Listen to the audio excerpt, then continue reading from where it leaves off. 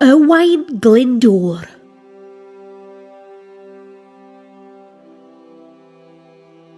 Owain Glyndŵr dwi, bonheddwr Cymraeg. Dwi wedi bod yn ymladd yn erbyn yr arglwydd greu yn Rhuthun, ac rwan mae'r bobl yn fy ngalw i'n dywysog Cymru. Mi faswn i'n hoffi cipio cestyll y brenin Saesneg i gyd.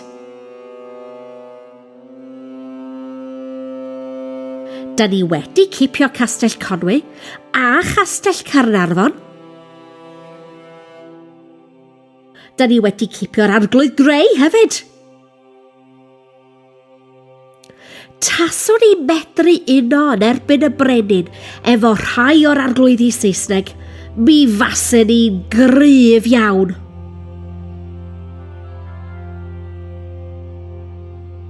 Mae gen i un uchelgais fawr.